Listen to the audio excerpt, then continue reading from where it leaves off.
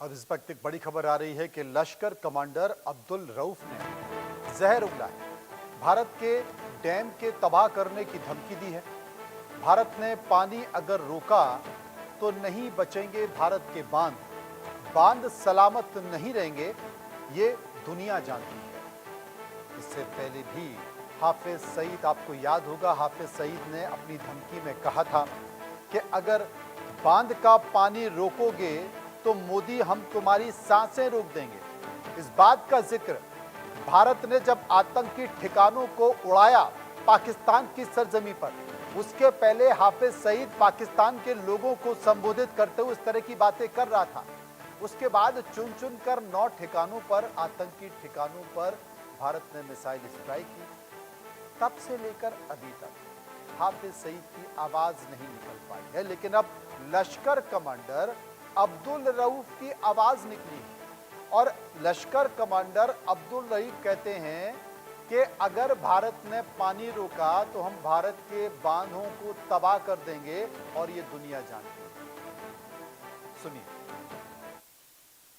वीर भी हमारे बहुत सख्त सख्त बातें कह रहा हूं और कोई खौफ नहीं है। जिन डैमों में से तुम पानी रोकोगे फिर वो डैम भी सलामत रहेंगे कि नहीं रहेंगे, ये दुनिया जानेगी। आशिक मीर हमारे संवाददाता इस वक्त हमारे साथ जुड़ गए हैं। आशिक, आपको याद होगा यही डैम, यही बांध, यही पानी रोकने को लेकर खुद हाफिज सईद ने एक बयान दिया था। उन्होंने कहा था कि मोदी अगर तुम हमारा पानी रोकोगे तो हम तुम्हारी सांसें रोक देंगे।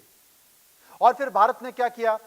भारत ने मिसाइल हमला किया, मिसाइल अटैक किया, आतंकवादियों की सांसें रोक दी, 9 जगह चिन्हित कर कर हमले किए और तब से लेकर अभी तक हाफिज सईद की आवाज नहीं निकल पा रही। लेकिन अब ये लश्कर कमांडर अब्दुल रऊफ फिर चहकने लगा है। ये सुधरेंगे नहीं क्या? अब इनको भी ठोकना पड़ेगा।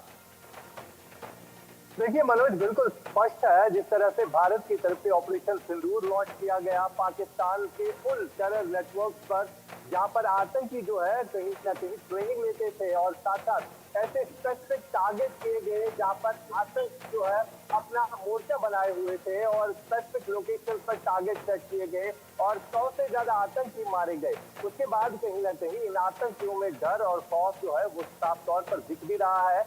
ये आज ही की बात नहीं है, बल्कि इससे पहले भी हाफिज सईद ने कई बातें की थी, लेकिन वो बातें कहा गई सिर्फ पाकिस्तान एक ही चीज कर सकता है, इन आतंकियों के जरिए जम्मू कश्मीर या भारत में प्रॉक्सी वॉर ही कर सकता है। जिस तरह पहलगाम में आतंकी घटना को अंजाम दिया, निहत्थे लोगों पर गोलियां चलाई, हालांकि बदले में जब भारत ने रिटेलिएट किया, सबसे पहले हमने डिप्लोमेटिक तरीके से जो है पानी रोक दिया, इंडस वाटर ट्रीटी को सस्पेंड करके।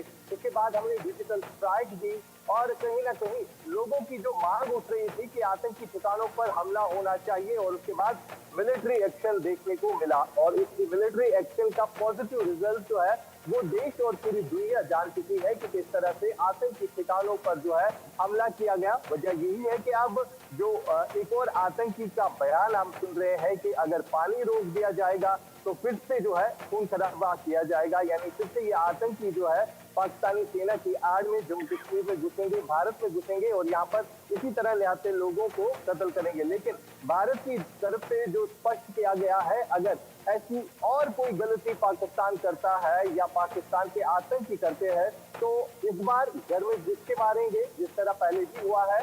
और इस बार जो स्पेसिफिक टारगेट बचे हुए आतंकी है उनके ऊपर होगा। फिलहाल जिस तरह से हाफिज सईद की लोकेशन को चेंज किया जा रहा है, पहले लाहौर में रखा गया, सेफ सिक्योर जोन में रखा गया और वहां पर पाकिस्तान की सेना जो है हाफिज सईद को गार्ड करती हुई नजर आई। और सबसे बड़ी बात, जो तलहा सईद हाफिज सईद के बेटे हैं, उनकी तरफ से भी एक ऐसा बयान